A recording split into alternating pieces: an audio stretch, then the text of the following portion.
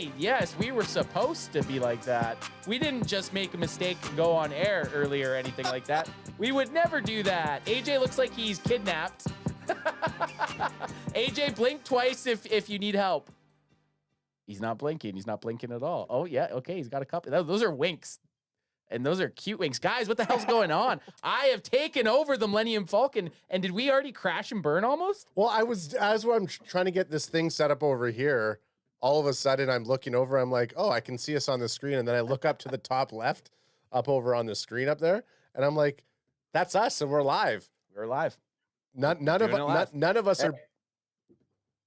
Go for it. Oh, yeah. Crack him if you got him. What do you got there? Crack him if you got him. Where are you right now? Because you look like you're in a closet of like your favorite friend's basement. That's a Heineken. So I escaped down to Mexico, spending a week here, a couple days in Cancun, but right now doing the cast from you in the basement of some man I met. No, I'm in Playa, and actually these are windows behind me. I had them up, but it's dark now, so you can't see. It's a beautiful like jungle background, but instead you're just gonna get this kind of I don't know university teacher background. Yeah, it's not distracting, and that's what we like. But AJ down in Mexico making the show international today, and we like it. So guys, we are now officially in the Sahara Desert of off season. We are, yeah. We're in the Sahara Desert of off season. All the big dates have happened. The draft has happened. Free agency is essentially done. There's not much going on until training camp now. We got to battle through this now. OTAs did start up, so we're going to dive into that a little bit. But again, until training camp kicks off in July, it's going to be a little dry. It's going to be tough. It won't be tough to make our shows exciting, but we're taking a small little thread and we're stretching it long. You got to. OTAs, though. But, I mean, Cowboys football's back, though. Because the OTAs, off-season training activities, I think we try to do. Is that what it is? Organized team activities. We do this every year. What the fuck do OTAs stand for? How long do OTAs last for? Well, actually, that's a good segue to the first thing I'm going to bring up. Oh. We have all the dates. Or AJK, hop in. Sorry, I got a quick story for you guys. Oh, classic. Quick and story. We know that ain't happening, but let's hear it. Quick and story with AJ, not gonna be happening.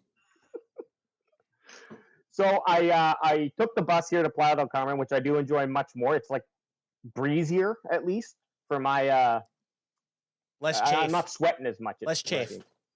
Less chafe. Which is key. And as soon as I get off the bus, there's a dude standing out there. Of course, his name is Eder. Introduces me. You know, he's missing most of his teeth. And he's like, hey, I like your tattoos. You want to come up to my tattoo store? And I'm like, fuck it, sure, let's go. So I go up there. Met these guys. I wasn't going to get a tattoo, but I booked a tattoo for Friday. One I've been thinking about getting. And then, I was just like, fuck it. I'm here. This guy, he's won my business. Well, I leave. And of course, he's like, "Hey, do you want some marijuana? Do you want some cocaine?" I'm like, "No. I got some. I got a pen, a vape pen. Here. Look at me. Okay. I have meth. I have meth in my room." Well, that's what he looks like. And he's like, "Hey, can I have some?" And I'm like, thought real quick. I'm like, I just looked at his mouth again. I'm like, it's in my bag. I can't get it right now. It's in my little pouch in my front. Yeah, because I'm like, dude, I'm not gonna give you. I'm not gonna let you put your mouth on this. Yeah, totally. But yeah, that's the story. Oh, so when you go back, so now what's happening? You've already set it up. You have this. You have this tattoo appointment booked on Friday. Oh God. You're gonna be sitting there huffing on your vape pen, and your guy's gonna be like this. Hey, let me hit it. And let me hit it, senor. Like, he'll be like this. He'll be tattooing you like this, and he'll be like this. Here, just pop it in my mouth. Whatever you do, don't take any drinks from him. Unless you can open the drink yourself, do not take the drink. That is my advice to you. Only drinks that you open yourself. Exactly. And he's not even the tattoo guy. He's just the dude that hangs out and wrangles people in. That's even scarier. There's a few stores. He tried to get me to... Yeah, exactly. But the other dude who I met, the actual artist, seems like a really nice dude. Okay. So you met the guy that's going to be doing the work. Okay, so yeah, I felt like this felt like the start of like Hostel 3. Well, yeah, you were just explaining Hostel 3 to us. we were joking about you looking like you've been kidnapped, but maybe you were kidnapped by this tattoo place and you're in their back room. You just don't know yet. AJ, blink if you need us to come and get you. All right, guys. Okay, let's hop into this. AJ's down in Mexico. We're in the full off season, and these are the dates that the Cowboys have. So the first day was April 14th. Then they had rookie mini camp was May 2nd to 5th or May to 9th to 12th. That's irrelevant because it's already happened. OTA started up May 19th to 20th, which just happened. The next one's going to be May 22nd and then May 28th to 30th, June 2nd to 3rd, and then June 5th. So those are just kind of like, they're not really, some guys come and go. Micah's been kind of there, not there. Prior years, he's been traveling with CJ Stroud. But then on June 10th to 12th, you have mandatory mini camp. So these are all the dates before the Cowboys show up for training camp in Oxnard, California in July 2025. Do you think that's when you look at that amount of time, does that seem like a lot of practices? Because not really, eh? No. It's almost like a warm-up. Yeah, it's I guess you get there, you get to know the coaches. Coaches get to meet the rookies. Rookies get to meet the vets. But even the mandatory minicamp is 2 days. Yeah, it's not much, and 2 days, a month and a half before training camp. So it's just interesting to see these dates because that's all we get until training camp for Cowboys news. I mean, the Cowboys might sign some players from now until then. Not very likely, but this is what we get, guys. This is our May. This is our June, aka the Sahara Desert, like we've talked about in prior seasons. So buckle up and buckle in. Buckle up and buckle off. I just want to scroll down and see if this shit tells us anything else. No, nothing. So I kind of wanted to just pull up on DallasCowboys.com. They have this nice pick 6, which is 6 takeaways from training camp. And before we jump into it, I just want to know if you guys have anything special that you're looking forward to watching this whole offseason. Is it a player position battle? Is it a new coach? Is it a rookie? Like, what's something you guys are going to be kind of keeping your eyes on throughout the offseason? That guy right there.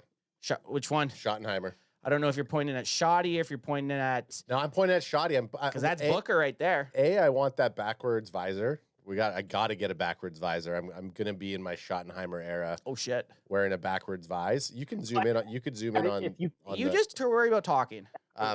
Sorry, what was that, AJ? Adam, if you can't find a backwards visor, you can just buy a frontwards visor and then put it backwards too. Right. But I'm gonna get myself a visor just because Shoddy has it. Like, got to do it. But I'm really looking at how is this guy going to handle the offseason? What's the stories that are coming out? I really liked what the Cowboys have done to assemble a coaching staff around him, and so far, he was getting clowned, and I know we're going to talk about it. We clowned him. No, but he was getting clowned about like adjusting and talking about changing seats in the locker room. And he has this plan, and I'm not going to discredit the guy for trying to adjust or change the culture in the Cowboys locker room or in the Cowboys organization. He had that secondary seat behind Mike McCarthy, and it's like, well, that guy, there was things that he did right, but I've been on multiple teams and there's things that he's not doing, and I need to do something that's maybe 180 from what he's doing. So my take right now is what's the stuff that's going to come out about Schottenheimer, and what's he going to do this offseason? I like it. AJ, anything you're kind of looking forward to see play out over if it's the OTAs or if it kind of bleeds into training camp? And I'm sure we're going to talk about these stories a million times from now till July, but this is our first kind of talk on off-season activities. So what are you looking forward to? Right now, something that I've not heard a lot of people talk about, and I'm sure it's going to come up just because there's been so many other things that are kind of more important, addressing the departure of Zach Martin, getting some running backs in the room, picking up George Pickens, like all those things I think are major stories. I'm really excited to see what our secondary shapes up to be and how Elam, if I'm saying that right, how he actually comes to be, because we're going to need him to be a starting cornerback essentially. And one thing that Schottenheimer mentioned, which I really liked, is he's all about the competition and competition within the player groups. Yeah. So, or the position group, sorry. So I think that's going to be really fun, not only just for cornerbacks, but like to give you an answer. I'm looking at cornerbacks and also the safety situation as well, like just to see how that secondary looks heading into the season. I think that's going to be pretty cool to see who does Rebel get back on the field in time enough to make enough to show that he deserves to be out there starting. It's going to be fun to see. Yeah, I kind of like that you brought up Revel. My biggest thing is going to be, can this rookie class get more than one guy that makes a difference, right? Like the Cowboys have 3 highly touted dudes that they got in the top 50 pick or top 78 picks, right? They got Tyler Booker, they got D Easy, and then they got Savon Revel. Like, can 2 of the 3 of the guys start a bunch, or could we get the gambit and get all 3 players making a big difference? Because if you're going to get Revel and Ezeraku both starting and playing well, that's going to really help this Dallas Cowboys team and battle it out in this NFC Beast, because the NFC Beast is back, baby. And we're going to need these draft class and these draft picks to really step up, unlike the last 2 years. Like the last 2 years, the draft picks haven't done a whole lot. So I'm interested to see how the draft class kind of pans out throughout the season. And I'm not pulling it up, but big news. One of you guys broke it today. I did. Ad broke it to us in the Instagram DMs. Hard Knocks is going to be doing the in-season series. They did it last year with the AFC North, which was awesome. But this year it's going to be the NFC East. And man, I'm pretty excited for that. Think about it, like the thing that we liked about the other Hard Knocks is like, oh, it's instant. I mean, all Hard Knocks, you like it because it's happening now. It's not like you're watching at the end of the season. You literally end that week, and then Hard Knocks comes out, and you're like, that was all just last week. And they edited. It's almost like edited in real time. So it's going to be super exciting for us to be able to see what happens in season, and at the week just ends, we do our post game. Like, we're going to have to do an after show. Like, we're going to have a Hard Knocks after show to talk about the things from last week. It's going to be a segment that we're going to go into. It's probably the most exciting news of the offseason thus far, in my opinion. Yeah, because you're a movie dork. The Hard Knocks last year, and this makes sense, was released every Tuesday. So that's going to set up nicely. I'm not sure if we're going to do a recap on Tuesday or just talk about it Wednesday, but we'll figure something out because it's going to be pretty damn cool. Yeah, Ant's doing some live checking it out here. Yeah, it just says NFC East to be featured on HBO and NFL film Hard Knocks in 2025. Kind of talked about it, but I'm excited for that. I mean, again, you guys got into the Dallas Cowboys the first year that they were featured on Hard Knocks, so it's pretty exciting. But let's get back to this pick 6 with this shoddy Just one thing that doesn't make sense. You're outside in the sun, you're wearing a visor, and then you flip the visor backwards. Like, it literally... Sweatband? Oh, okay. Yeah, you're You could right. just be rocking it as a sweatband here. So, but I do, every time I see Shoddy with the visor, I'm like, I got to get a visor now. Because if you look at this right now, he doesn't have the sun on him, right? Like, his face is actually shaded right here. I think he rotates the brim to be where the sun is. Yeah. He didn't want his neck to get very bad tan. So we're gonna go through this. He's trying to be cool. He's trying to be hip. He's trying to get in there, change culture. I like it. Man, he's bringing the visor back. I do enjoy that. So we got pick 6. It's 6 quick observations from OTA practice. The Cowboys held their second OTA practice for the offseason Tuesday, offering the clearest look yet at the 2025 roster and sparking 6 key storylines in the debut of our series pick 6. And guess who it's by, fellas? Tony Yarish or whatever? No. Kyle Humans. No. AJ, come on. You know who this is. Nick. Oh, eat me out, Yeah. Man. So he ended up getting the pick 6. He did get a bunch of Dallas Cowboys writers together and get their kind of... Oh, there's Humans. Yeah, Humans got ad. You want to start that one off there? Yeah, okay. So if there was an early frontrunner to take the starter carries at the start of the season, it would be Williams. That proved to be the early case as he was given the first carry of Tuesday's practice. However, Shoddy, a.k.a. Schottenheimer, suppressed this in his Tuesday press conference that it's too early to make any concrete decisions on the running back share of touches, and mentioning how tough it is to evaluate running backs without pads on. That's from Yeomans. So is that something you guys are interested about? The Cowboys running back battle? Because you got Javonte Williams, you got Miles Sanders, and then you got the two rookies in Jadon Blue and Maffa. Maffa. Chris Maffa? No, Phil Maffa. Phil Maffa. Chris Maffa? And Deuce Vaughn. Yeah, so I was going to ask you guys, what are your thoughts on Deuce Vaughn and where he is on this hierarchy of the running backs? I want these. Obviously you're going to keep the two rookies, right? Even if they're like, I would want to keep those two rookies and go in the season with these four guys. I don't know if the Cowboys are going to roll with four running backs, but I don't see a place for Deuce Vaughn. I never have. You guys know this. Anyone watching this knows this. But I'm not even hearing his name being talked. So I'm thinking practice squad, or another team's going to take him and he's going to go win a Super Bowl. Yeah. I think we're going to see Javonte Williams as RB1 with Jadon Blue as RB2. Miles Sanders will probably fit nicely in running back 3. Deuce Vaughn's going to be regulated to the practice squad. He'll probably maybe be kept around for special teams.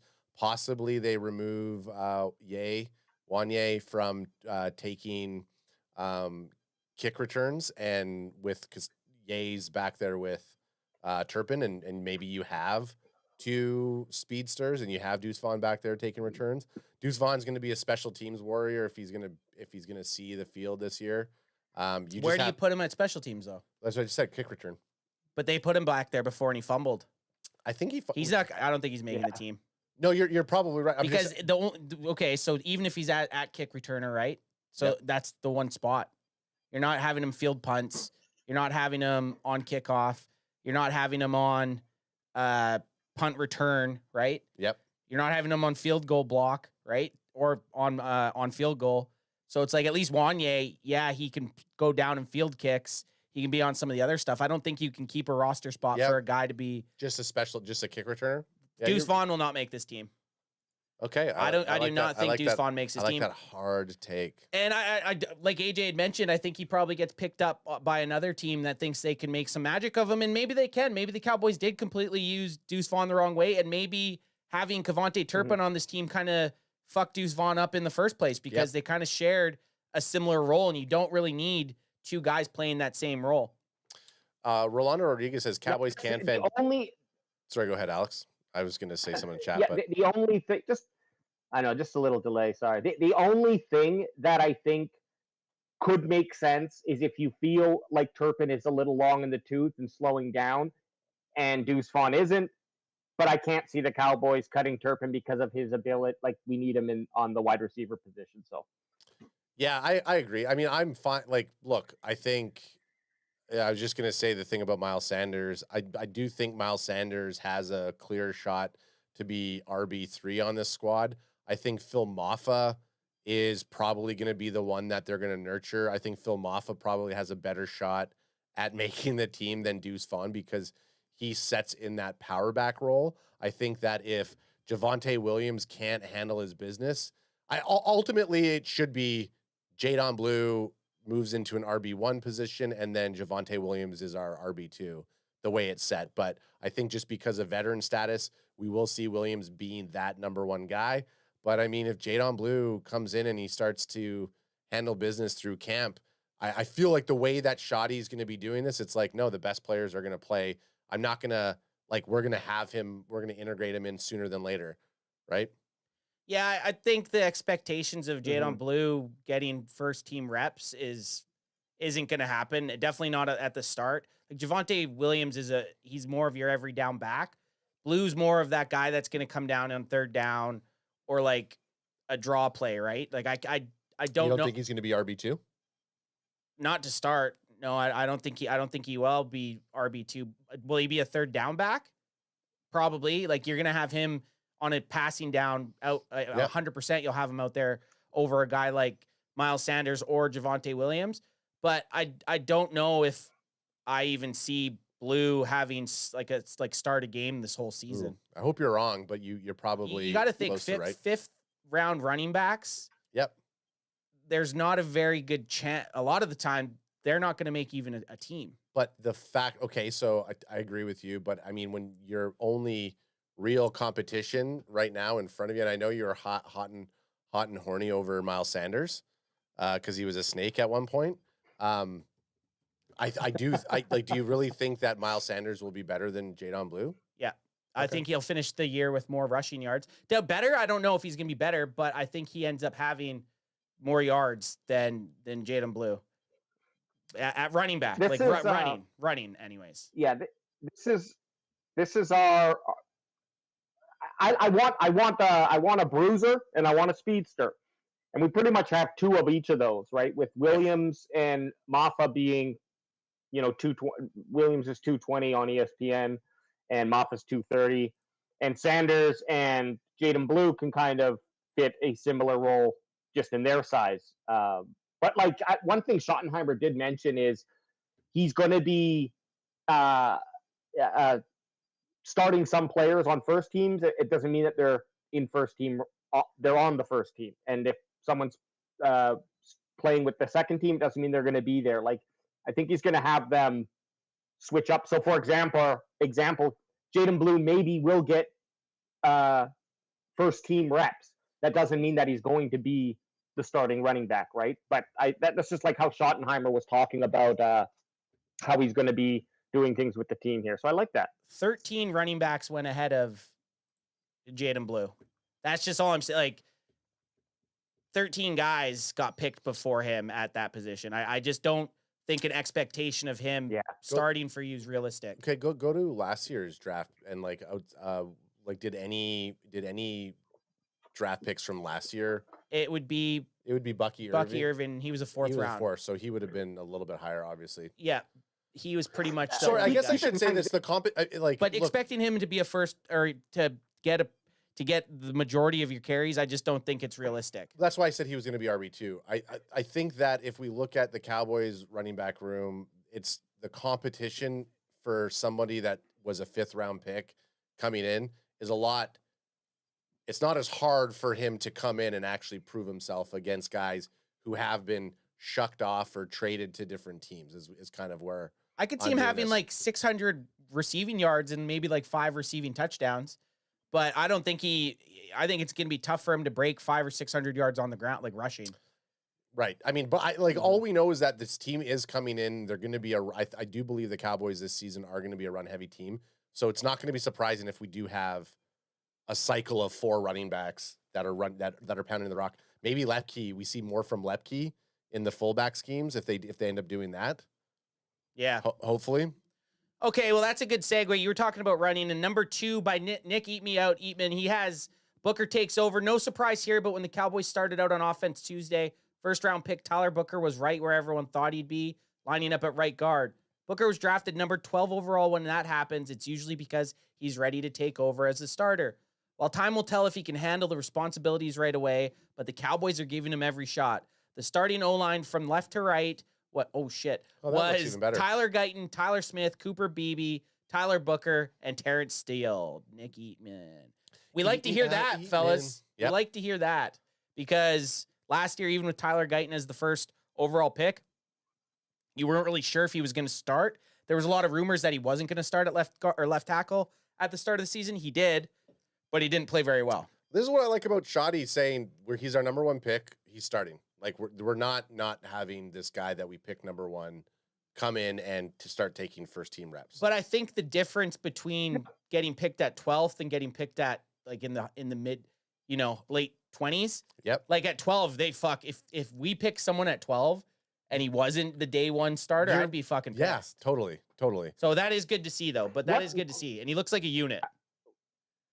And last year, what number of offensive lineman was Booker? He was the top guard. Right? Top guard, yes. Number 1. One of guards. One of one, but in terms of linemen, I think he was 3rd or 4th. Yeah, somewhere. I think top 5. You could say top 5 at least. And remember, the Cowboys last year, we traded back and then there was a run on linemen. So Guyton was actually probably, a second round pick that they had to jump up for because they couldn't wait to get him or in the second round, I guess. Just apples to apples, it's not really fair, I guess.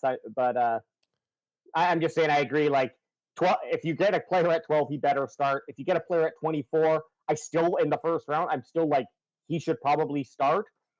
But he may not. He may be a second tier player. Truly, a second round player. All I know is I got to get a Tyler Booker jersey because man. That 52 is clean. Anth has Tyler Smith, Anth has Cooper Beebe, and Alex has Tyler Guyton. I got to get Tyler Booker, and then we got to do an all lineman jersey wearing. If you're looking at the middle of the line here, Tyler Smith, Cooper Beebe, and Tyler Booker. Yeah. The TCT, man, the TCT combo in the middle of the line.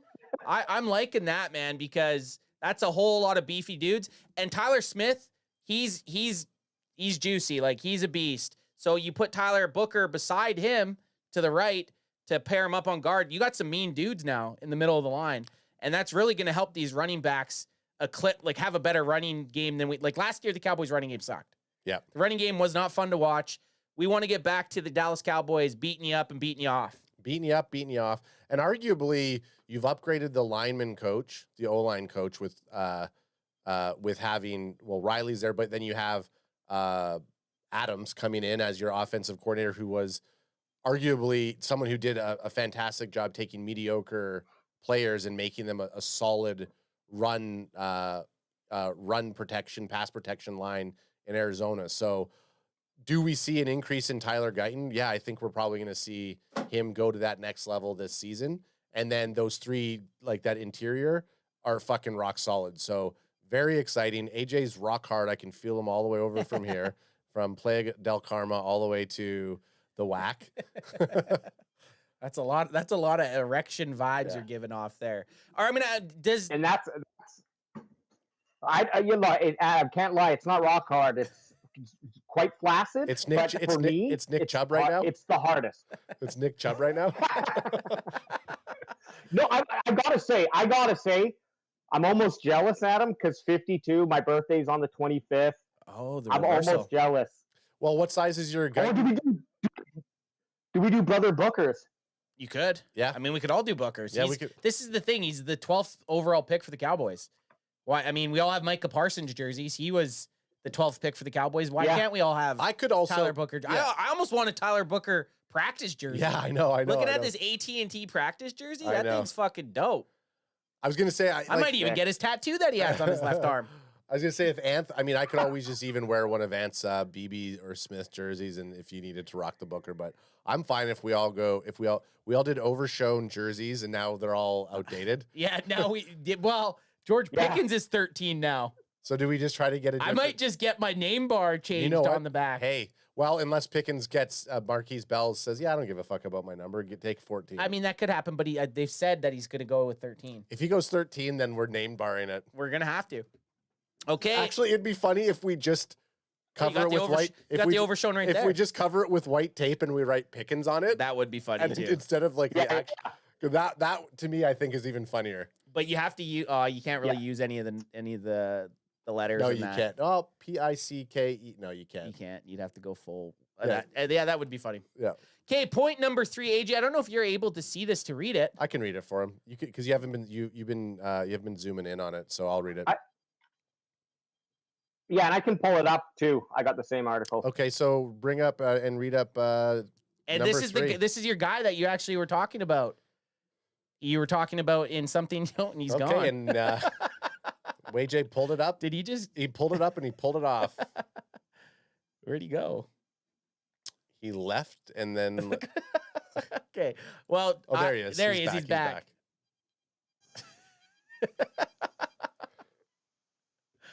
Do you got the article up there, Big Sexy?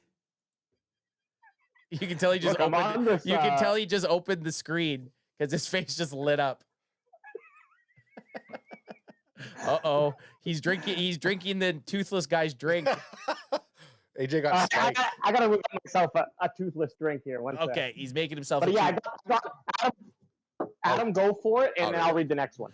After an up and down first 3 seasons with the Buffalo Bills, career Elam was clearly in the need of a fresh start and got it when the Cowboys traded for him in the offseason. In Tuesday's media viewing of practices, Elam flashed glimpses of what made him a first-round pick back in 2022 out of Florida. What are you doing? Oh shit, you're reading off that. Where else would I be reading? For some reason, I thought you were reading off that. No. My bad. You got to just put your mouse down on the bottom screen. Just keep reading. He was fluid in and out of his breaks and had several BPUs on the day, making things difficult for wide receivers, with most of his reps coming on the first team with Trevon Diggs and Savon Revel Jr. nursing injuries. That's from Tommy Yarish. I honestly didn't listen to the thing you were saying. So break it down to me. So he was a first round he was a first round pick in 2022. Okay. And he didn't have the crack him if you got him. Didn't have the greatest seasons with Buffalo Bills. All right, but he still had injuries. And they're saying that he's going to be making it difficult for most wide receivers as he has been showing up in these early practices. So it's very promising. Look what he's reaching up at. There's the football. Going for that high ball. That's what I was doing. I was trying to go up because it just another thing. It just looks like he's holding onto like a slingshot, not a slingshot. What are those? Anyways, doesn't matter. Fuck. Yeah. Zip line. Zip line. Thank you. Slingshot. You were close. No, what are you doing? I had it set for the screen, and now you just all messed it up there, kiddo. You fucking booshed it. Let him cook at him. Let him cook. I can't stand this. I cannot stand being beside him right now. It's driving me bonkers, to be honest. Hey, I'm just worried about the. One thing I like about this, number one, is I like the thigh muscles there, and looks like he's got some nice smooth thigh muscle skin. I'd like to wrap my hands around this and just kind of have him flex for me so I could feel that muscle. Another thing Schottenheimer said about Elam is they do like I guess speed tests, just have people run to see how fast they're running. And Elam was the quickest, or like in the top quickest guys, and each day, like they did it 3 times or something like that. So he's got some good speed to him. And yeah, coming from a team where maybe you just were not, it just wasn't hitting right. I don't know, maybe it's playing in Buffalo. It's a great team, but maybe it's like, I don't want to play in the fucking snow for, at the end of the season every year. Whatever it might be, coming to a new team, new coach who's trying to build new culture. This is his best chance to like bounce back and have a good season, So we need him to. We need him to. That's the biggest thing. Him showing up for the Cowboys this season is almost like a must. He has to. There's no, I mean, that's a good call. If there's one free agent ad or whatever he did that traded for him, whatever the fuck, however he got here, can't remember. I think he was one of the trades, right? He needs to be that guy. If he can turn out and just be a subpar player, like he doesn't have to be great. He just can't be bad. He just has to be a lot better than the guys that they put out there last year. That's it. He was a first round pick, and he had a great college. Like if you look at his college season, I know we kind of when the trade happened, we looked over him, but his measurables, we would have been stoked if we would have drafted this guy in 2022. And he can catch the ball. Do you think he actually caught that, or did it hit off his fingers? He caught it. He caught had to have catch it. All right, number 4. Now I got to scroll on back. Look at that. Who is that, guys? Who do you think? Or AJ, you got it in front of you? I do. Okay, before you read who it is, add who do you think that is? It's a number change. He's wearing Jordan Lewis's number. Number 2. I don't know. You talked about him earlier. About Deuce Vaughn replacing him. Oh, that's Ye? That's Ye. How did I, that's well, he was number 30 before. And who the heck am I thinking on Sounds of the Sideline for Wanye Thomas? When I say Wanye Thomas, I do not see that gentleman right there. That's him. Him. Wow, number 2, okay. I don't know if I like it. I don't like it I don't know if I like the number switch. I don't like it either. That's Shedeur Sanders' number. I just don't want him to take Shadeur's number. Adam just can't have anyone have number 2. Hey, valid point. Okay, Wage, let's hit it. We're used to seeing a number 2 in the secondary with the first team defense, but there's a new player in that jersey now. Longway Thomas has taken over the number for the recently departed Jordan Lewis, who was the slot cornerback and is now in Jacksonville. Thomas was re-signed this offseason and was the first team safety with the defense. Keep in mind that both Dono Dub and Marquise Bell were injured and not practicing, but there is an expected bigger role for Thomas this year. And they had him down into some nickel, which is good to see. So he's moving around a little bit, but I just feel like he made such a splash wearing 30. I know. And like, I thought 30 as a safety / nickel hybrid was kind of a cool number, but yeah, I don't like it. So we're gonna have to roll too. And we haven't seen many Cowboys players when they go with the jersey switch have it pan out very well. No. And that's what I'm worried about Overshown. But go ahead. I was gonna say that's what I'm worried about Overshown, but Overshown got injured both years wearing 13. So 13, he's probably like this. He's probably went to Jerry's like, "You're doing this to me, Jerry. You're making me get injured with this fucking number." So which is why we got to get Pickens off that number. Oh, I got to get me a 0 too. I got a few jerseys I need to get. Crack them if you got them, son. There's a few jerseys I got to get. And we got to make sure, we got to wait to see if there's any more changes, because I think until they can still do changes, right, until this, I don't know, training camp or something like that. So I think even midway through training camp, it is training camp, because there's double numbers still right now with the amount of players that they end up having on the team. So you could end up really liking a sleeper guy, but then but just before season his number changes. So the number 2's throwing me off. Yeah, number 2, I never really liked that as a number. I like 22. 22 is a good number. Yep, 22 is good. Yeah. 12? What do you guys think about 2? Or you can't wear 12 as a Cowboy anyways. Roger Staubach retired. Can't wear, technically you shouldn't be wearing 22 as a Cowboy either. Oh, you can't? Yeah, you can't wear 22 as a Cowboy. So the 2s are sacred. So maybe Ye will retire it himself by the end of it. Okay, number 5, we have, look at this dude. Flexing. That's the rookie, I believe. So Shamar James flies around, comes up with an interception. Rookie 5th-round pick Shamar James spent most of Tuesday's practice with the second unit of linebackers, but made the most of his snaps in coverage, flying around from sideline to sideline and capping off his performance with an interception off Joe Milton. Oh, Joey Milt. With DeMarvion Overshown still recovering from an injury, James has an opportunity to step into a bigger role in his first NFL season if he can continue to play well in practice. That's our guy that we drafted, Shamar James out of Florida, guys. Yep. And he's looking fucking yoked. Yeah, look at those thighs. I don't think he's very big. I think he's only like 220, 225 pounds, but he looks pretty fucking juicy there to me. Well, I forget his draft buzz in terms of what his pass, his drop back was for. Say less. Yeah, bring it up. Say less. Because I know I know our boys that we picked up the offseason, the vets. Shamar James? No, not Shamar James. The dude from Sandstone?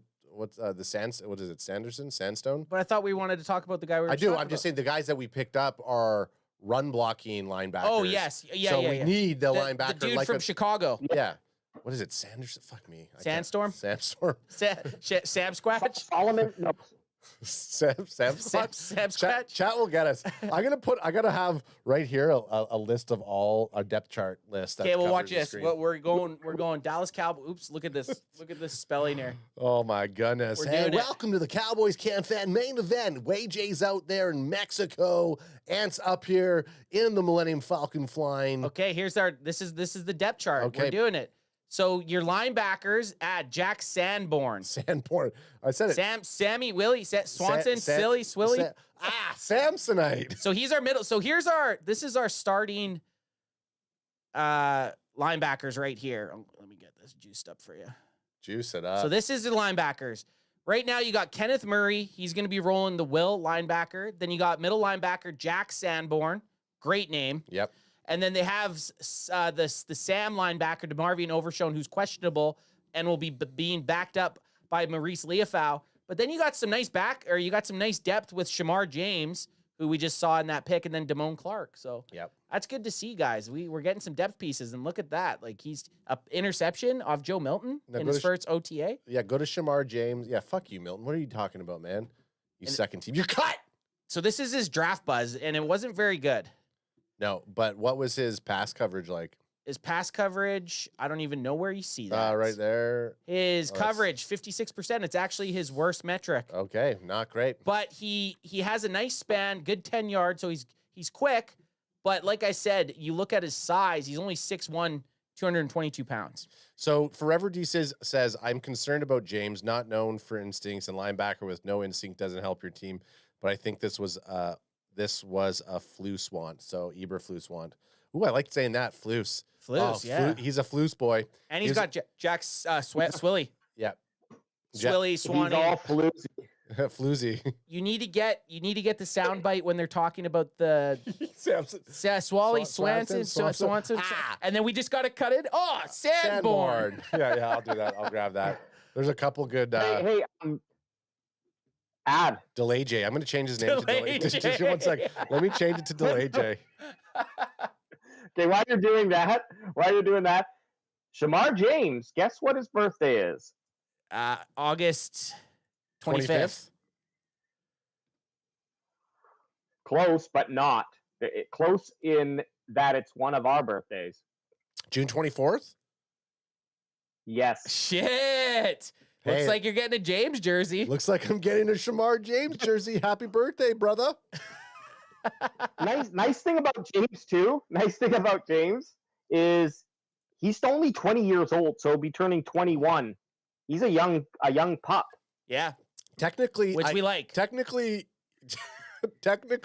I could have had him when I was 20, and now he's in the NFL. Well, we're just saying that he's your birthday son. Yeah, my birthday. He's your birthday son. Yeah, Shamar James. Okay, well that's it. That's what we got. June 24th. I like that you knew that, AJ. And he's wearing that 50. I mean, that 50, dude. You better bring it wearing that 50. Fucking bring it, Shamar James. You better bring it wearing that 50. Is it 50 or is it 58? Delay J went Ghost J. And he's gone. Do we wait for it? We'll wait. No. No, just move on. Oh shit, we got an ad. Oh no, hey, he might be back. Okay. Guess who's back? Delay J's back. Delay J's back. Back, my friend. Tell your friends. Delay J's back. Delay J's back. Delay J's back. He can't even hear. Oh, he can hear us now. Delay J. So we got the 6th of 6. I don't know if Delay J wants to read this or if you want to go 3 for 6. Cropper continues practice dominance. By now, Cowboys fan have become accustomed to seeing Jalen Cropper stand out in off-season practice sessions and even training camp. He shined again on Tuesday, reeling in multiple targets from all 3 quarterbacks during the team's 7-on-7 reps of practice. Cropper mixed in and out of the lineup against cornerbacks like Israel Mukiamu and Luke Baraku, piecing together a solid day of work against no-name guys. You guys ever get on your Instagram, there'll be like a clip of something and someone's like reading it in a really weird voice? Yep. And you're like, you watch it because of that? Yep. I just got to start making clips of you reading these. Yep. I don't know why I haven't. I need to just it'll be without seeing your face ever. People will think it's AI. Oh, AI. They'll be like, "Wow, they've really got this AI to sound discombobulated." Oh, we lost Delay J again. Yeah, so I moved away from Delay J. I'll be back. He's going to he fucking Toothless Joe is knocking on his door. Toothless Joe. Hey, can I get some of that vape? I feel this Cropper thing, I think it just reminds me too much of last year. Yeah. Because we heard the same thing last year at this time, how Jalen Cropper was doing exactly what he's doing right now. So he was a standout, but that didn't really turn into anything other than... I don't want camp heroes. Can't have camp heroes, and there's always going to be those camp heroes, but we need you to be a in-game hero, and it's going to be tough for any of these wide receivers not named CeeDee Lamb, George Pickens, Jalen Tolbert, or Kevontae Turpin. It's going to be hard for any of these dudes to even make the squad. Yeah. So, I mean, they will have more than, I mean, you'll have those 4, and then possibly, do you think they carry a total of 6 wide receivers? I think they have to. So you'll have, you have. There's just their depth's too good at wide receiver to not. You have like Flanoy, Jalen Cropper. I think that probably rounds out your Brooks. But then, you got Brooks, and then you got Mingo. Yeah. Like, there's going to be some guys. Right. There's going to be some guys. Right. No, so There's going to be some guys put on the practice squad that are going to get snagged by other teams, I think. It's going to be the battle for wide receiver 3 will come down to Tolbert and Mingo. Yeah. And then it'll be Tolbert as wide receiver 4, Turpin as wide receiver 4, and they'll kind of A-B it. Yeah. I think so. I mean, ultimately, if you don't have to use Turpin all the time, but like we said multiple times, you put Turpin in that scheme and they're going to go to him. Well, speaking of wide receivers, this is our first look at number 13 in his Dallas Cowboys threads. 13. There he is, George Pickens. Welcome to the squad. He's got the goatee, baby blue mouthguard hanging, AT&T swag on the shoulder. Yeah, Pickens. There he is. Possibly go one more time with it. Possibly, yeah. I can't. I'm going to do the name card thing on the Overshown anyways, because Overshown's not 13, so it's not 13. It doesn't really matter. And we got him. We got the 13, so we got it. We may as well play it with it, Oh, guess who's back? Delay J's back. Back again. We can't see him yet. Let me change his thing because he's probably on a different. Oh shit! We'll get Delay J back. Well, there he is. Delay J's back. Back again. So there's some buzz around Schottenheimer's press conference after the OTAs, and I just have a couple clips that I pulled off Twitter to just kind of get a grasp of how he feels he wants the direction of the team. This one starting off with Micah Parsons, who we haven't talked much about. Nothing about Micah Parsons. Nothing really about the defensive line in those pick 6 OTA talks. So nothing. This will be a nice little segue to the defensive line. The first couple of days, what we were doing some, team building things, some culture.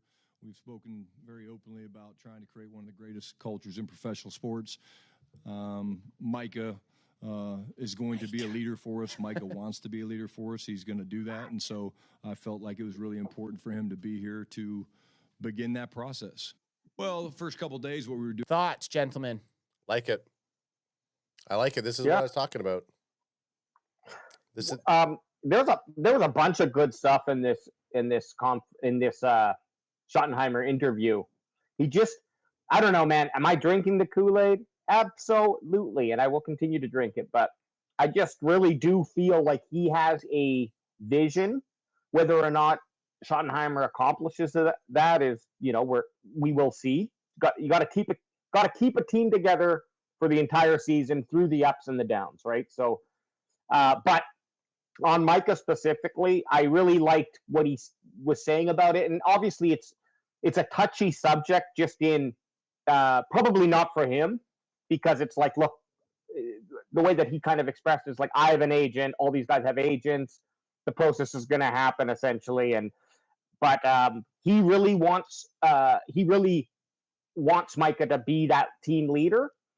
And one thing that he said, and I don't know if it was specifically directed, I think it was about him going out and having lunch with Micah Parsons, and he wants to be there and show up for his players as well, so that he can show them, hey, I'm here for you guys as much as I need you guys to be here for me. And I think Micah,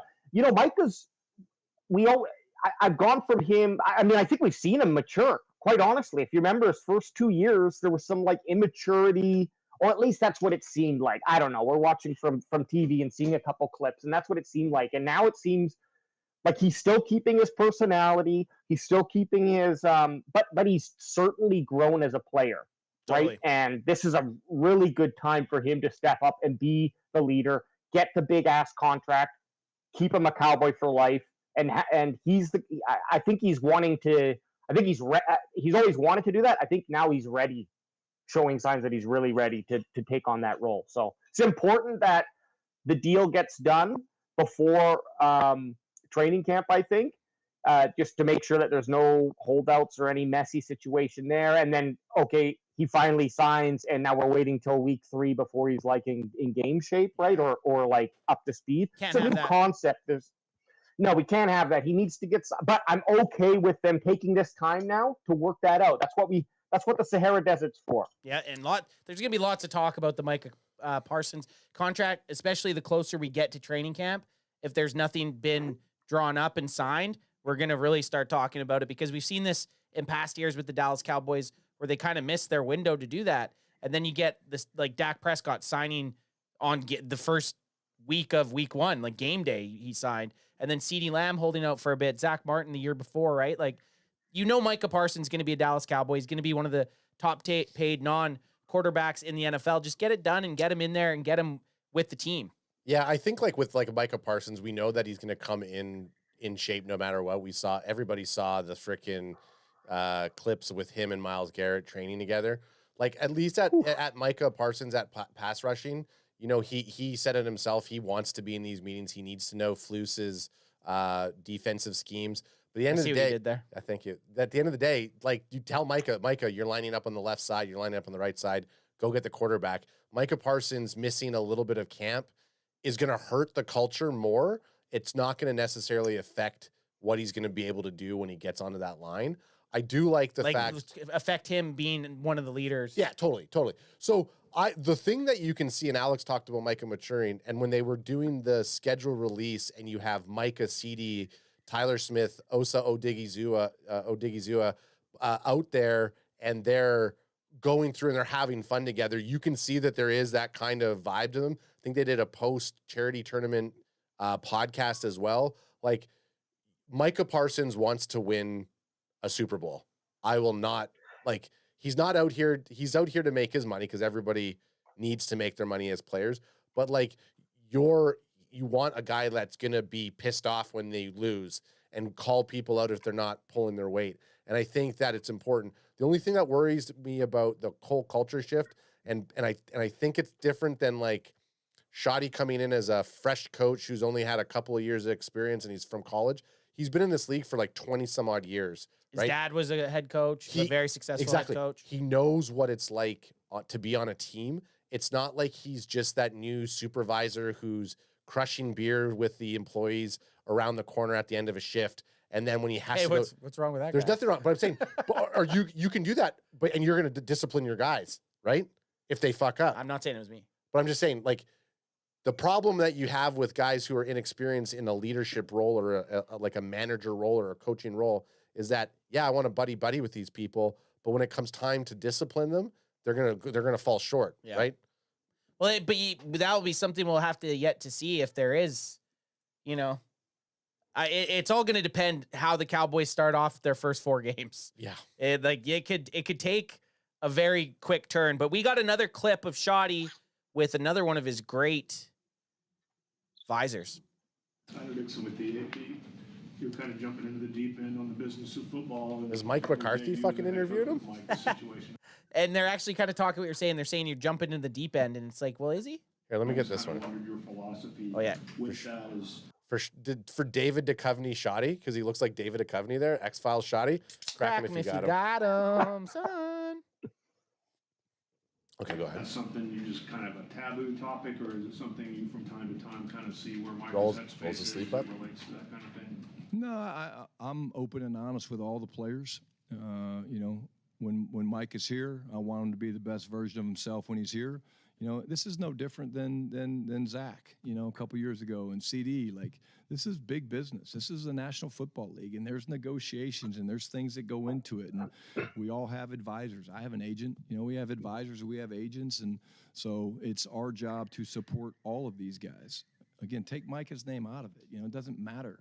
Insert name, and I'm going to support him and talk to him. And hey, what do you need from me? What can I be doing for you? Hey, I'd love to have you here for this. If you can't be here, I get it. It's all voluntary. And I think people do well with very clear, bright lines. And if I'm calling a player and begging him to come, but yet I don't take the time to go and support him at a foundation event or go take him to dinner, then do I really have what's in their best interest? And if our players ever say I don't have their best interest, then I'm not doing my job, and I'm not being authentic to myself. Schotty. You know Schottenheimer at those dinners, he's treating it like dates. So he's like, so I don't know. Do you want to get back out of here? Do you want to go out, or do you want to maybe just head back to the hotel now? They're like, hey, we're in Dallas. I have a house. Do we want to go and see what's on the Sports Center? Do we want to play some vids or what? Or should we just talk? Do you want to just get some Merlot and we go on the balcony and just talk a little bit about what your goals and Yeah, ambitions he's like, so many guys just want to take their players back to their homes. I could sit here for hours and just drink wine with you for hours. A lot of these coaches, they just want to like keep it professional and keep it inside the building at the Star. I want to get you out. I want to take you to that special steakhouse. I want to get you all gussied up, And he's just suited, but he has the visor still on. Suited and booted. Yeah. Oh yeah. It's a tuxedo visor. Because he would. I just want to see what some of these people are saying here. You got Gagoots 12. Shotty was a great hire. I really think he's going to surprise a lot of people. Let's see what else we got. Oh, just the one. Well, no, click on the. Are you on the Dallas Cowboys? Oh, it is only one. There's just one comment. No, I was just on here. Let's go to. You want me to go to the Dallas Cowboys? Brandon Laurie. Yeah, I don't. I was just looking. I couldn't find it, and it's a little bit of a off base. But they did this one. I think it was maybe on Instagram where I saw it then. But there was that interview or that sit down with Micah Parsons, Tyler Smith, CeeDee Lamb, and Osa at the table. They were eating, and they were talking about what's the best movie. Oh, it's fucking so funny. I wish I could share the clip with you. CeeDee Lamb's like John Wick. All the John Wick movies. Equalizer. CeeDee Lamb loves his freaking action movies. But then they start talking about Denzel Washington, and Tyler Smith starts going, "Dude, look, Denzel!" Like he's doing like Denzel impressions, just horrible Denzel impressions. But it's just what I loved about it is like you see this personality, and we've talked about it before. Like Cowboys social media sucks. Well, it seems like they must be listening to CanFan because we're getting things a little bit better, and I hope they keep going to that trend because, like you mentioned, Ant, we got into the Cowboys. First, we were just producers of this show, and we got into it because Hard Knocks opened the door and let us see the personality of these players. The Cowboys need to capitalize on that. And just for the record, the social. Nah, you're bugging. Avengers Endgame, bro. Yeah. I'm not gonna lie. I'm not gonna lie. Sinners recently. I heard that's good.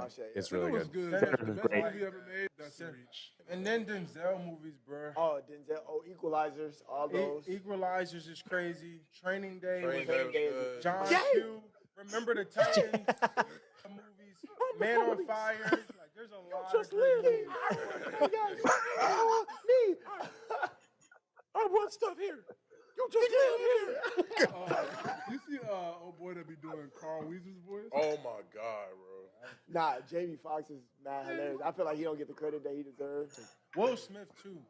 Bad Boys. Bad Boys. All the Bad Boys. Oh my. They have like His ADHD acting brains. level Yeah. And King Richard, Pursuit of Happiness. Oh yeah. And then he did 7 pounds Will of Smith I Am did Legend Ali. was phenomenal. Will Smith, Ali. Honorable mention. Two. I Am Goodfellas. Legend. Oh, no. Tyler Smith, go. Yeah. He was actually Tyler Smith was pretty funny in the schedule release also. Like he had funny scenes. Oh yeah. The best is they're like we're a team that starts with CH and he's like the Chamanders. I don't know if he was trying to be. I don't know if he was trying to be funny Probably. or he said Commanders and they're like CH, bro. I don't know. It was funny. Okay, guys, we're gonna go a little bit away from this stuff, and I'm going to bring up an article that kind of stirred me up a little bit this week. I was And- hoping we were going to get to this. Yeah, one now. we had to get into this a little bit because, I mean, okay. It's fucking trash. This It's- list is trash. The thing is, Dak Prescott, we're just going to start off with this. Dak Prescott got hurt last year, was not playing very well before he got hurt, but they dogged him in this. They looked at him in the eyes and said, "Fuck you, Dak," and they took a piss on him. I wish we didn't know what he was at, but this is the PFF quarterback rankings, all 32 starters ahead of the 2025 NFL season. I don't know what you guys want to do with this, how we want to go about it. I just wanted to present it. I have something I want to say, okay?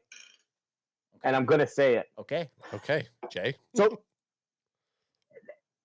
this article is weird because they put Mahomes in one, but then they talk about how he has declined over the season. So they're looking at multiple years, it seems like. It's not just focused on 2024.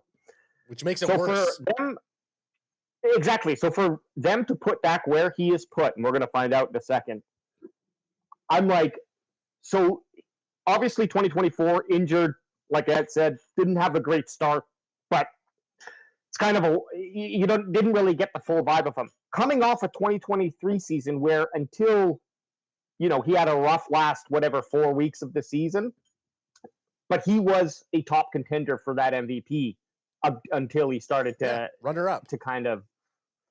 Yeah, exactly. So 15 months ago. I don't really understand if they're basing this off of 2024. Okay, yeah, Dak was injured. Like, I guess you can rank people ahead of him because they completed the season. But if this is based off of like anything, like I don't know, the last couple years, which it totally seems like by how they talk about Mahomes, then I'm like, well, it just feels like they're kicking. You can't use multiple years for one guy, and then just use 1 year for another. 100%. Exactly. So let's dive. Shall we? I think we just I think we go through, I think we go through it, and I think then we have to go down and be like, who are the people that do deserve to be above them? So they're saying tier. Jesus. Oh my God! Are you AJ, okay? Are you okay? Did you pass out? Did a car just crash? Quality of life check on you, AJ. Did a car just crash through the building? Okay, a heiny. Okay, so we're not going to read anything. We're just going to say the names. But this is tier 1. I do which like is this. elite. I do like the tiering system, like how you're grouping. It's nice. Yeah. Okay, so tier 1. But you like that it's elite. Tier 1 elite should only be Patrick Mahomes, and that's what I'm all going to say about that. Okay. Right now, there's only one quarterback, and you get it. I've gotten into arguments with people about like Josh Allen being in an elite tier, and I feel like unless you do what Mahomes has been doing, you can't necessarily have them in that elite quarterback status, in my opinion. Here's a good question. What makes an elite quarterback in the NFL? Are there any distinguishable things, or is it kind of just a vibe? Because if it's a vibe, then yeah. Well, then there's lots of guys who people could consider elite. Well, but if there's like Josh Allen, they're going to call elite. You're going to. I think Allen is an elite quarterback, but I also think Dak Prescott is too. So tier 1 elite, we got Patrick Mahomes, and Ad said he thinks only Patrick Mahomes. You don't think number 2 here, Joe Burrow, should be on the elite list? Okay, so Burrow, after last season with his amount of numbers, like he basically willed that team to where they were. You could call Joe Macaulay Culkin Burrow an elite quarterback. Mm-hmm. I think you have to. I think it's when you use, but goes back to the same thing. When you look at Dak Prescott doesn't win playoff games. Dak Prescott hasn't won a Super Bowl. Joe Burrow hasn't won a Super Bowl. They didn't even make the postseason last year. How do you call But him he has elite? been to one. He has been to one, but he hasn't won that one. That's right? true. So it's in that status of like loading to be elite. That's what like him and Josh Allen should be loading to be elite. So you think Josh Allen's going to be number 3? I think so. Oh, okay. Lamar Lamar Jackson. The only thing about Burrow and like Jackson definitely, I think, is an elite QB for sure. Just his until his legs stop working, then he's not going to be. If he'll rely too much on his passing, He was but he's the got best- a good arm on him too. He was the best quarterback in the NFL last year. Hasn't won a Super Bowl. Absolutely, yeah. Now, but with Burrows and Mahomes, what I think they look at is look at who they're throwing to. Burrows has Jamar Chase, arguably, Chase and who's the other guy that they T. Higgins. Yeah, T. Higgins. So like he's got some quality dudes that he's throwing to. When you look at Mahomes, sure he has Kelsey, but in terms of wide receivers, it's always just like a hey, next guy up type of thing. Like they don't really have an elite wide receiver. Since Tyreek Hill left. right? Yes, since Tyreek Hill left. I don't have, and don't get me wrong, I don't have a problem with Sounds like this you do. order here. But when we talk about the tiering, it's like I just don't think we can classify multiple guys as elite quarterbacks. And again, they're showing the PFF board, but this is just from last year. I know. So this is just from last year. So let's keep going down. Fuck you, PFF. So they're still in elite tier 1. Do you guys believe there can be 4 elite quarterbacks? No. Maybe 2. Well, again, like what does elite mean? Does elite mean Maybe MVP award? These MVP worthy or any of these guys who you would take over 90% of the other. Like if you had Patrick Mahomes, you're probably not taking Josh Allen, but anyone else would take Josh Allen as their quarterback. True. In a heartbeat. So you know what? I don't know. You're okay. So when we talk about this, with the one quarterback on this list without winning a Super Bowl, who should be in the elite status would be Lamar Jackson, 2-time MVP. Josh Allen's only won one MVP. Joe Burrow hasn't won an MVP, right? I thought don't he did his think- Super Bowl year. Maybe Really? not though. Okay, well let's say Joe. But I'm just, anyways, whatever. These four, I'm fine with them being 1, 2, 3, 4. But when we talk about the tier, it should only be the one tier. So now you got tier 2 high end starters, which I don't think that should be high end starters. Like I don't know. This PFF going is so tier 2 high end starters. You got Jalen Hurts, which Jalen Hurts played very well last year. I was always a little skeptical about Jalen Hurts. I don't think you can really be skeptical about him anymore. He did exactly what his team needed him to do to win a Super Bowl. Is he the 5th best quarterback in the NFL? Like strictly quarterback? Maybe not, but he commands the position maybe as even more than some of the other guys, right? Sure, he's not going to have the elite passing numbers as a Josh Allen, a Lamar Jackson, a Joe Burrow, or a Patrick Mahomes, but if he's in the game and you got a chance to win every time. So John Travolta agrees with you there. Look at him just staring in he's your just eyes. staring me down. Yeah, who the fuck is renting? Oh, that's just Watch Now from Prime. Yeah. Okay, that's Okay. like Rent Saturday Night Fever. Okay, this one right here at number 6, Jaden Daniels, after one fucking year.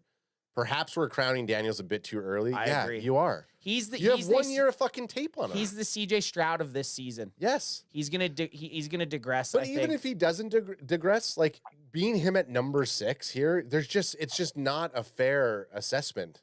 No, exactly. They had a good team. They were coached very well. Good defense. 10. Him at number 10. Yeah, I think seems 6 is a little rich. Like breaching the top 10, I'd be all right with. People number are just 6. people are drinking the Kool-Aid right now. JD 5. I mean, look, he got his team to an NFC championship game as a rookie, which is legit.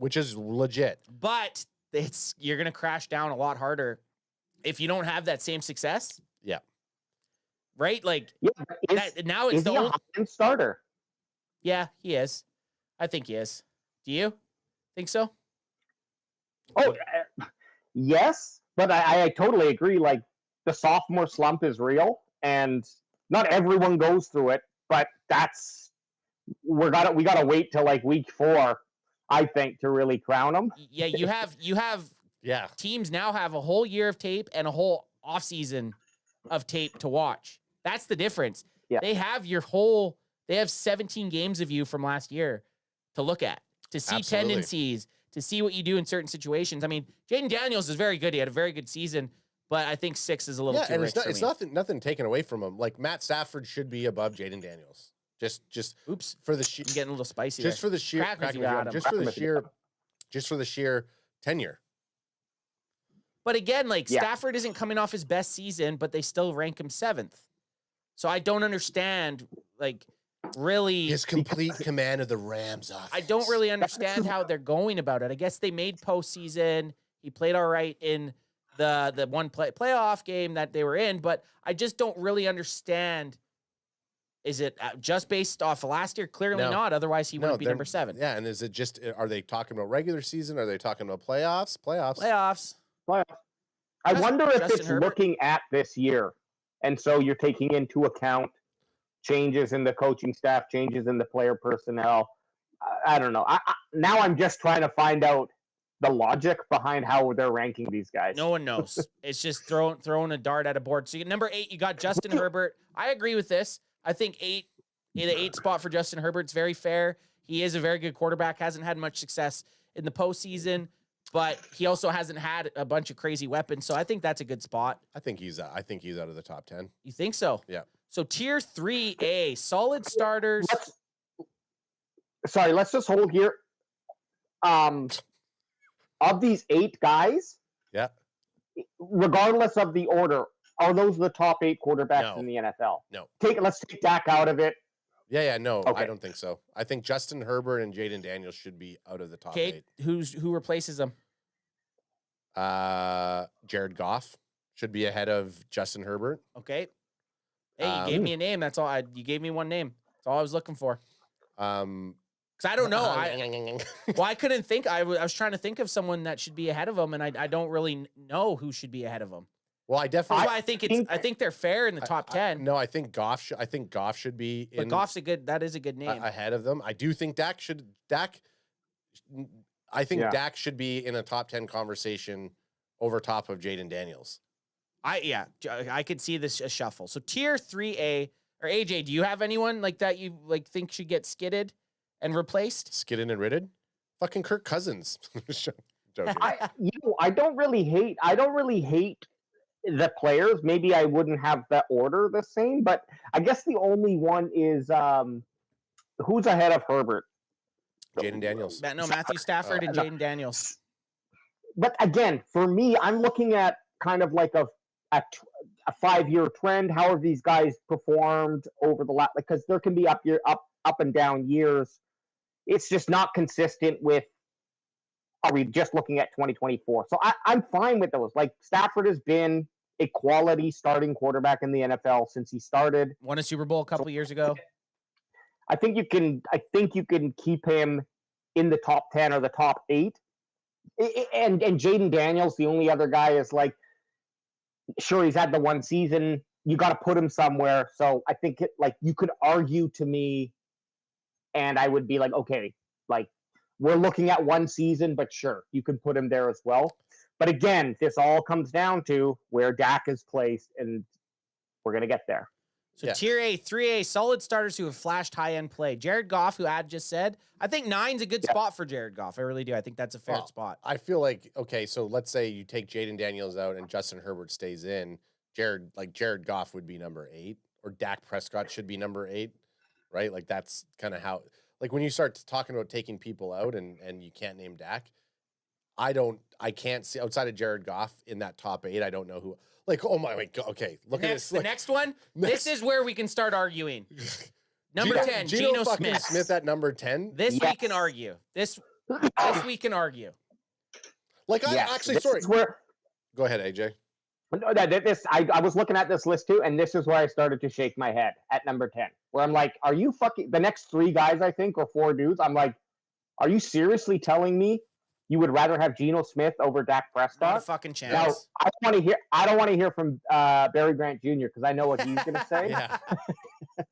Well, like, look. In a vacuum, though, if the Raiders had a chance at Geno Smith or Dak Prescott, you're taking who Dak the Prescott. fuck are they taking? They're taking Dak Prescott. Yes. If Dak Prescott wouldn't have got the highest paid quarterback contract from the Dallas Cowboys, another team would have given him, the Las Vegas Raiders would have made him the highest paid quarterback in the NFL. Yep. So this Geno Smith, this Geno Smith one, this is where I was like, no, Dak should be at 10. Okay, even with like where Dak had his bad season, all that other shit, he should be at 10. This is so stupid here. Look at it. In fact, his 85.8 passing grade in that span is just 0.2 points shy of Patrick Mahomes. There's a difference with that. There's an absolute difference. I like Geno Smith. Don't get me wrong. I think Geno Smith is a top 15 quarterback in the NFL. He's probably 15 on my list. Like, but he's not 10. I think he's better than 51% of the starting quarterbacks. Let me just say that. Yes, Okay. I agree with that. Next, Brock Purdy, who just signed a giant deal. I would have been all right. I mean, Brock Purdy, if they had him breached in the top 10, I would be like, ugh. Like, as long as Dak Prescott was ahead of him, I think Brock Purdy makes a bit more sense than Geno Smith and Jaden Daniels. Been to a Super Bowl. Didn't have a great 2024. Possibly even Brock Purdy above Justin Herbert. But their team was not good in 2024. But he's still at 11. So Brock Purdy's at 11. Not sure if I love it. Just got a nice big solid contract too. He did. Tier 3B, solid starters, but they need more help. And don't tier 3B me. Right? Give me a tier 4. This is tier 4. Solid starters, but need more help. I agree. Jordan Love. Again, I think this is a fair spot for him. Yep, 12. Jordan Love. I think 12 is a very fair spot for Jordan Love. Brent Packer guy, what do you think? Jordan Love at number 12? Where do you think he should have been on that list? Brent Packer guy ain't liking the Purdy. He hates the Purdy. He's not thinking. Nate Dogg, our resident San Francisco 49er fan, would not like Purdy at that spot either. Oh, we should have asked. And not saying that he's in a good spot. Nate would have said he was lower. We should have asked Nate what he felt about Purdy's contract. I broke the news to him. Yeah, fuck. Okay, with Jordan Love, Geno Smith, and Purdy. Rank those guys in order for me. Jordan Love, Brock Purdy, Geno Smith. Yeah. That's my order. But I also think that Baker Yep, same. Mayfield should be above Brock Purdy, and I do think Baker Mayfield should be above Geno Smith. Is he in front of Jordan Love? Probably not. So Jordan Love, Baker Mayfield, Brock Purdy, Geno Smith is what you would Yep. say. Yep. Still Okay. no Dak Prescott. Is the Baker Mayfield, is it because you're just He likes got a Scott rock Swayze. hard boner for his story? Well, I went through it. I deep dived him for a little bit there. No, I just think that I know. like he his last season was solid, and now like that Tampa Bay is going to be a big threat this year. Yeah. They're I think they're going to go deep in the playoffs. Playoffs. Playoffs. They're Look at showing that. some of his PFF. This is just all like kept clean. Like he was pretty good when when he's not being pressured and he's upright, he's fucking unstoppable. Yeah. Block the guy and you're gonna have a Super Bowl winning quarterback if you look at his stats. And then you have This one pissed me off. everybody's favorite pick last year to tell us was going to be the best quarterback in the league. CJ Stroud has slid all the way to 14, boys. Like Stroud represents the cautionary tale for Jaden Daniels. Then why the fuck do you have JD5 at number 6? Okay, so how about this? How about a guy that threw 20 touchdowns and 12 interceptions for 3,700 yards? That's where CJ Stroud's stats last That's year. 14. That's 14 in the NFL. Yep. That's 14 That in the NFL. is Well, and dog shit numbers yeah, for a modern day NFL. A less than whatever it is, 2-to-1 touchdown ratio is piss poor. Yep. And then one that even more infuriating. We're at 15. Kyler Murray. Like, And can he even like the play- guy can't even is he stay on gonna the play field. a full season. Like, yeah, the guy can't even stay on the field. oh my god, So he was okay. Like he stayed healthy in 2024, but he didn't do anything. So Dak's got to be number 16, right? No. oh, you know we can't put Dak in front of Trevor. I feel like Lawrence. I'm watching Shedeur Sanders on draft night again here. Yeah. Like, just What, is this real? is is this this real? real? So Trevor Lawrence at 16. So now that's the top half of the NFL. That's the Now top we're 50. That's the top Yep. 50% of starting quarterbacks in the NFL. And finally, Oh my god, Dak Prescott at 17. Dak Prescott remains the epitome of a quarterback who thrives against weaker opponents, but falters when the competition stiffens. He earned a 90.0 PFF grade in 2023, behind only Lamar Jackson, Josh Allen, and Patrick Mahomes, before a late season collapse ended his MVP bid. In 2024, Cowboys stumbled early, and a season-ending injury sidelined Prescott before he could rebound. To rejoin the top 10 conversation, he must recapture that 2023 form and prove he can deliver again the league's best. It's like they used a different scale for Yeah. the other 16 players. Yep. So if 100%. you're just saying that he was a top 10 quarterback or like top 5 in 2023, how does that not have more weight? But a guy like Kyler Murray, who didn't even play for multiple seasons prior to last year, is ahead of him. I don't know. It makes zero Bullshit. sense. It's baloney, and I don't think it's a good spot. And I'm fine. I would have been fine with Dak even out of the top 10. At number 12, At number 12, I think is the lowest I could have had Dak Prescott. Yeah.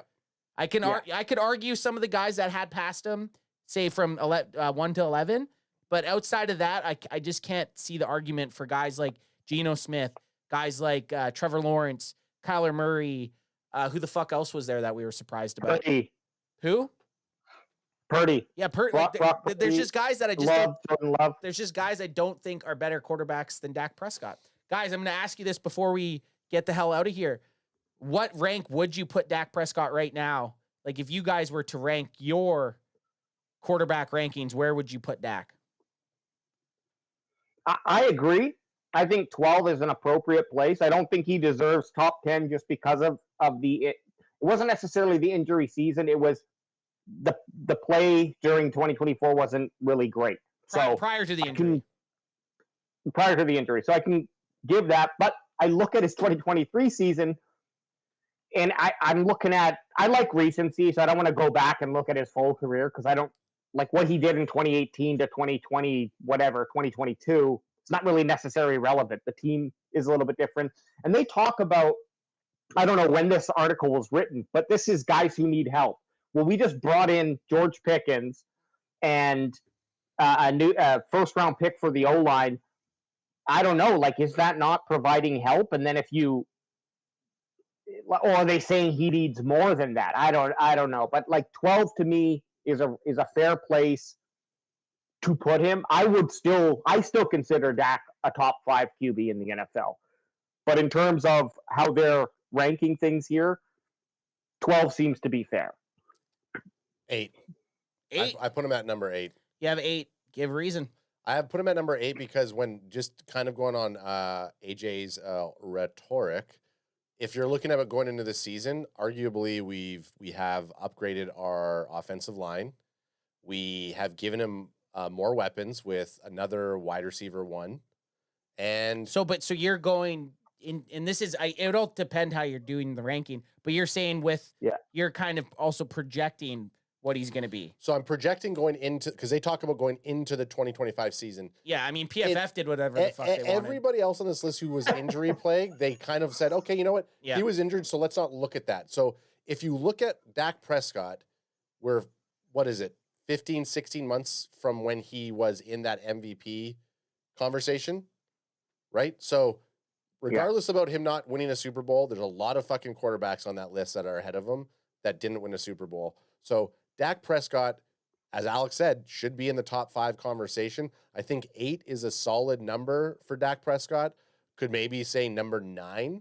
But I think he's in the top 10 conversation for sure. Would I have been a little less mad at number 12? I'd be like, I would have said the same thing that you guys would have said. Yeah, based on his last season, it's fair. Like, that's fair. I think he has a lot to prove still, but 17's a smack in the 17 is just like, it's just, how can you call yourself a serious publication? Yeah, so AJ's got 12, you got 8. I'm going to go 10. I'm going to put him in at 10, top 10. Because I do believe he's a top 10 quarterback. I think if he's lined up with the Dallas Cowboys for a full healthy season, they will make the postseason without a doubt. I think if he would have played all last year, they somehow would have squeaked into the postseason. So I definitely think he's a top 10. And the 17 ranking I think it's just for clicks, honestly. Dare I say it? I think it's for clicks, and it works. It works because every single person is picking this up and running with this. They're not talking about the rest of the rankings. They're talking specifically about Dak Prescott being ranked at 17. Ant, do you know how we did you did the movie breakdown? Like our quarterback ranks?